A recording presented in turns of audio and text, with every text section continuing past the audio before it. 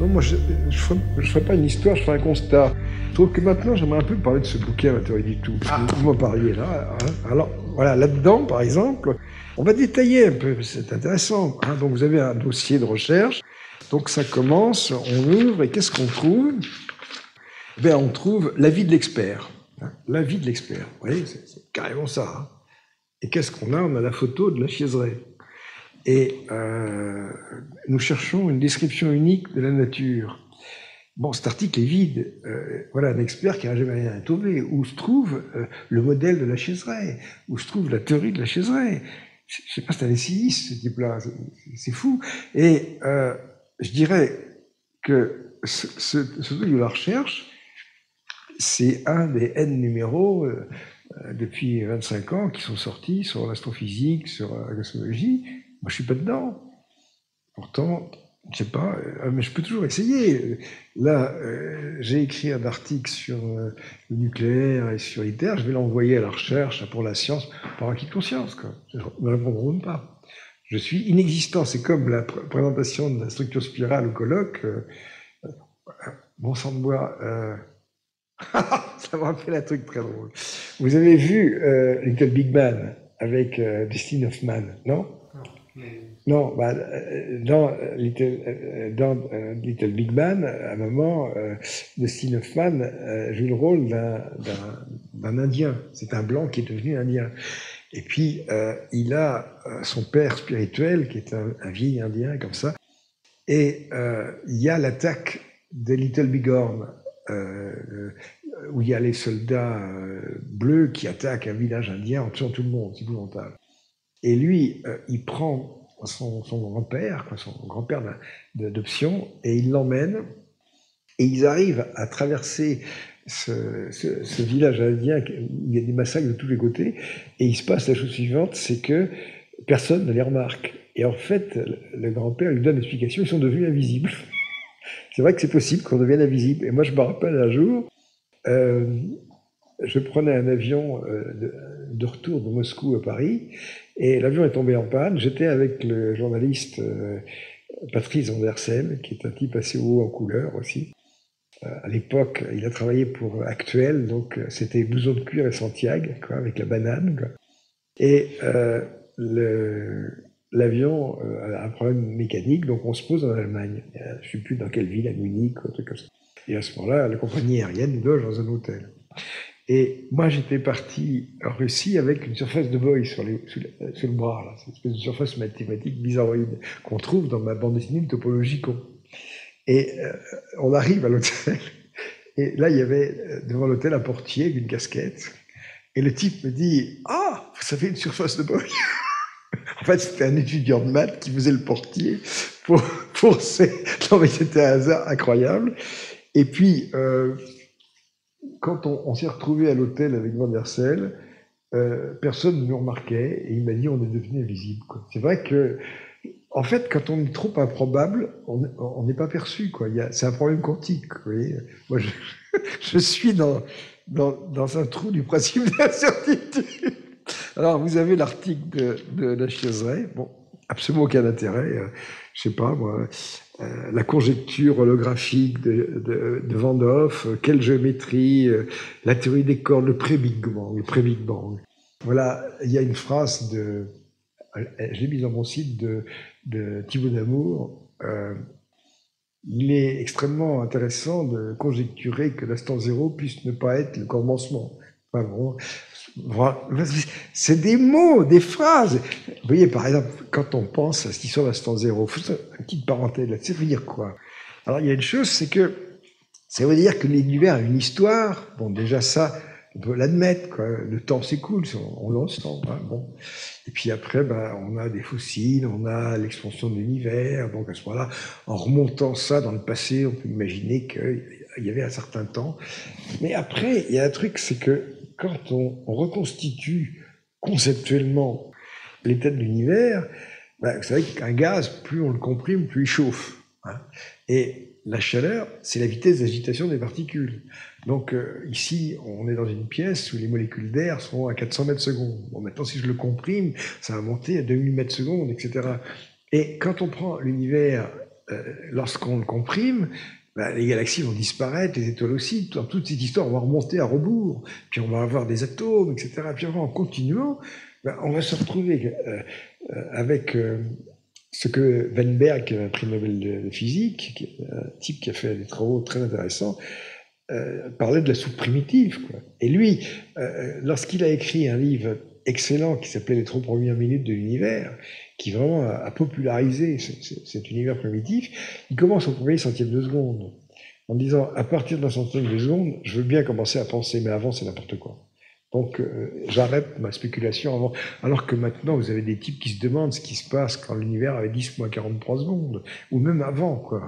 Alors là, il y a un problème, c'est que quand on parle du temps, il y a un problème. Un temps, ça a un sens si on a une mesure, si on a une horloge. Qu'est-ce que c'est qu'un univers où on ne peut pas construire d'horloge? Parce que quand vous remontez dans le passé, vous avez les particules qui s'agitent comme des folles, et elles finissent par atteindre la vitesse de lumière.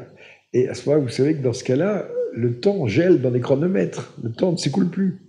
Donc, à ce moment-là, quand on parle de l'écoulement du temps, etc., ce temps zéro, on a envie de dire, mais de quoi parlez-vous? C'est un concept absurde. Et puis, qu'est-ce que ça veut dire 10 moins 43 secondes? Et c'est marrant parce que, parmi les travaux que j'ai faits, il y en a un que j'ai publié en 88-89 sur la variabilité de la vitesse de la lumière. J'en ai déjà parlé, etc. Donc, et à ce moment-là, on a une vision. À un moment, je vous ai dit que j'avais rencontré Linde, qui avait inventé cette théorie de l'inflation. Pourquoi cette théorie? Parce que lorsque on a mis des appareils de mesure, des télescopes sur orbite, on a pu obtenir la première description de l'univers primitif. Vous avez tous vu cette espèce de dessin ellipsoïde, comme ça, avec des petits caca verts et des petits caca rouges. Hein, bon. Et ça, c'est l'univers primitif dans son âge le plus reculé. Alors, on a l'impression, comme on voit des variations de couleurs, qu'il est inhomogène. En fait, si on présentait ces inhomogénéités sans accentuer le contraste, ces variations de teinte seraient d'un 100 millième. Vous voyez, par exemple, imaginez qu'au lieu de mettre de la couleur, je mette des endroits plus foncés, des endroits plus clairs. J'aurais un truc avec du clair et du foncé. Mais si je mets vraiment, comment c'est uniforme. Parce que vous vous rendez compte, un 100 millième. Autrement dit, l'univers est homogène à un 100 millième près à ces époques-là. Alors, ça pose un problème. Comment se fait-il que l'univers soit homogène? Alors, évidemment, il y a une réponse qui va dire, mais c'est Dieu qui l'a créé comme ça. Bon. Mais autrement, dans cette problématique justement d'un cosmos explosif, comment expliquer que l'univers ait une telle homogénéité alors que les particules sont incapables de communiquer? Alors elles sont incapables de communiquer dans un modèle avec une vitesse de la lumière constante. Vous avez deux courbes à comparer. La première, c'est une droite qui fait CT, c'est-à-dire que c'est l'évolution de l'expansion d'une onde qui va à la vitesse de la lumière. Et puis le second, c'est la façon dont les particules s'écartent, et à ce moment-là, c'est carrément une parabole, c'est-à-dire qu'elles s'écartent plus vite que la vitesse de la lumière. Et c'est seulement au bout d'un certain temps que cette sphère qui a le rayon CT, qu'on appelle l'horizon, ces sphères commencent à s'interpénétrer. C'est-à-dire que les particules savent qu'elles existent, qu'elles peuvent échanger de l'énergie avec la vitesse de la lumière. Avant, elles sont autistiques. Alors, autrement dit, quand on voit cette photo de cet univers homogène, ça veut dire on est dans un pays où tous les gens parlent la même langue alors qu'ils n'ont jamais pu échanger un mot. Hein? Donc, ici, imaginez, on est en France et les gens parlent le français parce que quand même, ils échangent depuis des centaines d'années. Et on leur apprend. Exactement. Tandis qu'imaginez une histoire où depuis le paléolithique, les gens ne puissent pas parler, tout d'un coup ils se mettent à parler, ils parlent la même langue. Donc là, ça ne va pas. Donc à ce moment-là, Linde a pondu une théorie comme quoi, qui s'appelle l'inflation, inflation qui vient de to inflate, le gonflement. Donc à ce moment-là, dans ces histoires primitives, l'univers aurait connu une phase d'expansion considérable qui aurait figé toute cette situation d'hyperdensité. Et moi, j'ai fait un modèle à vitesse de lumière variable qui explique ça beaucoup mieux, parce que dans le temps, la vitesse de lumière variable était plus importante. Bon, là encore, on peut dire que c'est un claim, une revendication. Tout ça, c'est écrit même dans mes bandes dessinées. Par exemple, RC2 égale constante, le produit du rayon de courbure de l'univers par la carré de la vitesse de lumière est une constante. Voilà une chose, ça c'est, à me parler d'un théorème de Petit, bon, je sais pas si on va appeler ça un théorème, mais en voilà un, quoi, ou une loi, quoi. Hein, bon, peut-être qu'un jour ça s'imposera, mais je serai plus là. J'ai perdu tout espoir qu'on puisse aller. Donc là, on a donc cette conjecture holographique, c'est rempli de mots complètement stupéfiants là-dedans. Alors là, les grandes étapes de la recherche, fantastique, un truc pareil. Donc, on voit en 1964, Pendias et Wilson découvrent le rayonnement cosmologique du FU. Très intéressant. Ensuite, 1968, Gabriel et Veneziano trouvent une formule mathématique qui est le fondement des supercordes. Et ce bonhomme, il a la chaire de physique mathématique, physique théorique, je crois que c'est au Collège de France, on est comme ça. Il profite quoi? Il professe quoi? Alors, je sais pas, mais moi je pense à Souriau, ça remonte à 20 ou 25 ans. Il me montre un jour un discours introductif d'un président d'université européen, je crois, qui héberge des théoriciens des supercordes. Et je sais pas si je l'avais déjà dit, mais c'est en dépit du fait que la théorie des cordes n'ait jamais pu expliquer quoi que ce soit, ni prédire quoi que ce soit, étant donné le nombre de papiers qui sortent, nous remarquerons l'extrême dynamisme de cette nouvelle discipline. Voilà, vous voyez, c'est fou, quoi, c'est fou. Et là, bon, bah, vous avez Michael Green, qui maintenant a les cheveux gris, comme ça, et John Schwartz. Alors, il y a un article, ça, j'en ai pas parlé, qui est extraordinaire, qui est sorti dans Scientific American, 15 ou 20 ans. Et je crois que c'est le rédacteur en chef de Scientific American qui va à un congrès sur les supercordes. Et il y a un grand congrès de physique théorique qui a lieu au Colorado, à Aspen. Hein. Et il se rend à ce congrès à Aspen, et il écoute ce qui se dit. Et il a fait un article, c'est du Pierre Dac, vraiment. Les gens ne savent même pas de quoi il parle. Quoi. Vraiment, à un moment, il y a un type qui lève la main en disant « Écoute, je comprends pas très bien, tu parles d'une particule, elle n'a pas de masse, elle n'a pas de spin, elle n'a pas de charge. Mais c'est quoi ton truc ?» C'est un trou noir à masse nulle. Enfin, vraiment, les gens jonglent avec les mots, et à la fin de l'article, oui, c'est bon, parce que là, effectivement, il y a Michael Green, et on cite Schwartz, John Schwartz. Donc, il rencontre Schwartz, et et il lui dit Monsieur Schwartz, vous êtes un des pères de la théorie des supercordes. Est-ce que vous pouvez nous la résumer, je crois, en 7 mots? Et le gars répond, Oh God, why have you forsaken me? Oh Dieu, pourquoi m'as-tu abandonné? Et après, il continue à interviewer Schwartz, et le type lui répond, j'aurais bien fait d'être conducteur de camion. Alors, ouais, voir tous ces trucs-là sortir. 1995, Edward Witten propose la théorie M. Cette théorie M, il faut lire le livre de. J'ai déjà parlé, je crois, de Smolin. C'est ça, je veux dire que cette théorie M qui n'a aucune formulation. Vous avez vu, par exemple, qu'il y a 10 puissance 500 théories possibles. Est-ce que c'est sérieux, un truc pareil?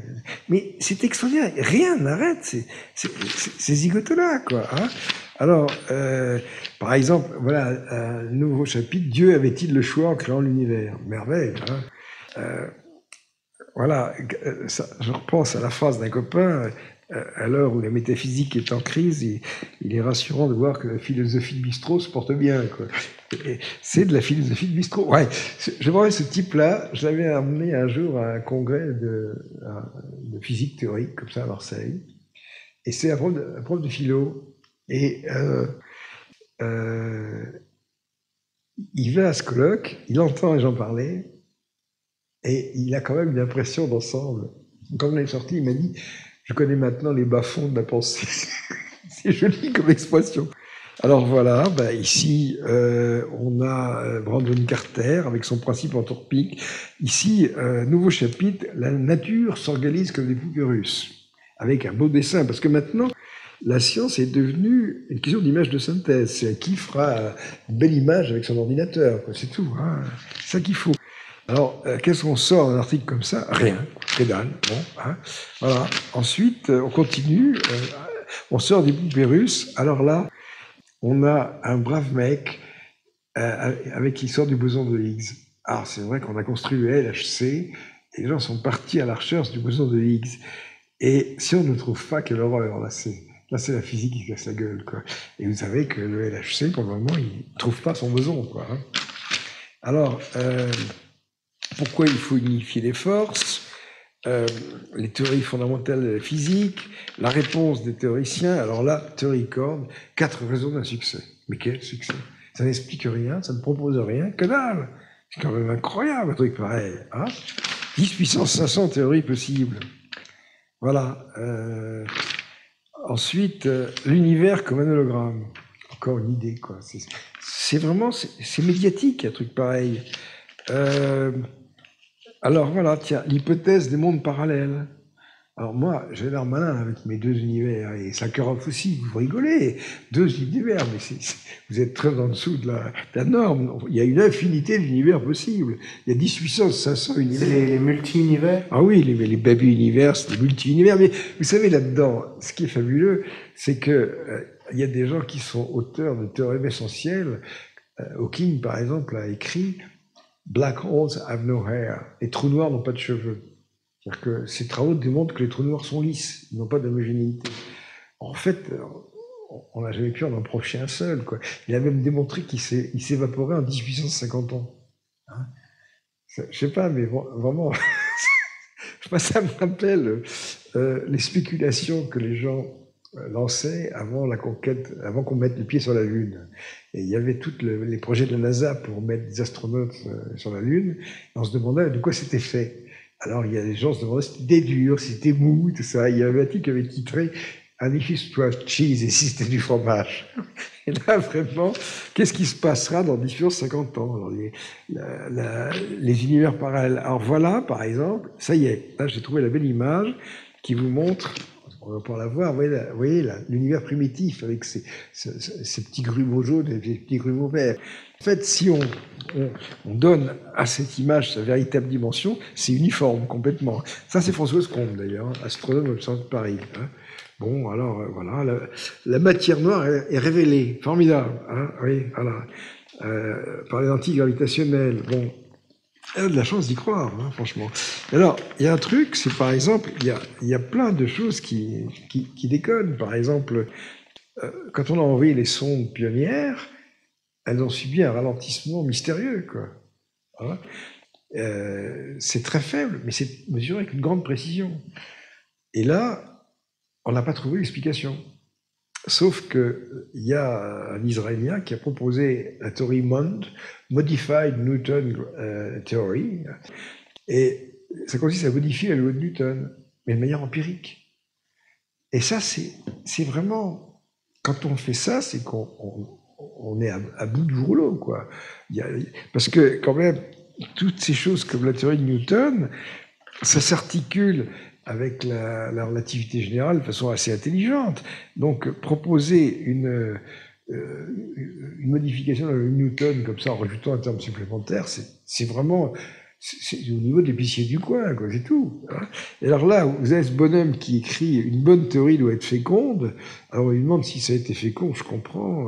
Par exemple, le calcul de l'entropie des trous noirs a été important. C'est-à-dire que la théorie des cordes a permis de mieux comprendre le calcul de l'entropie des trous noirs. Qu'est-ce que c'est que cette connerie, quoi? Ça ne sert à rien? Ça ne sert à rien, ça ne se mesure pas, c'est tout. Hein, voilà. Pourquoi ça ne se mesure pas, qu'on comprenne bien? Bah, écoutez, la première chose, c'est qu'on n'est pas très sûr que les trous noirs existent déjà. Hein. Il y a une chose quand même qu'il faut reconnaître en astronomie, c'est qu'il arrive que des théoriciens, conjecturent l'existence d'un objet très bizarre, comme les supernovae. Alors évidemment, l'étoile qui explose en 1931, 1932, on disait, et puis on les trouve. Et alors quand ça existe, l'univers est tellement grand qu'on trouve une supernova, 2, 10, 100, 1000, 2000, dont on ne songe même pas à les recenser. Ensuite, autre conjecture, il y a des étoiles à neutrons. Alors ces étoiles à neutrons, en plus, elles tournent sur elles-mêmes, et puis comme elles se comportent un peu comme un dipôle électromagnétique, elles sont émettrices de rayonnement. Et c'est les pulsars. Donc on a trouvé un pulsar, 2 pulsars, 50 pulsars, 400 pulsars. Donc les trous noirs, on pourrait s'attendre à en trouver 1, 2, 4, 50. Non, ça rame. C'est l'argument le plus fort pour douter de cette histoire de trous noirs, c'est le fait qu'on ne les trouve pas comme ça à toute vitesse. Voilà, disons que dans ce numéro, c'est prodigieux emmerdant, quoi.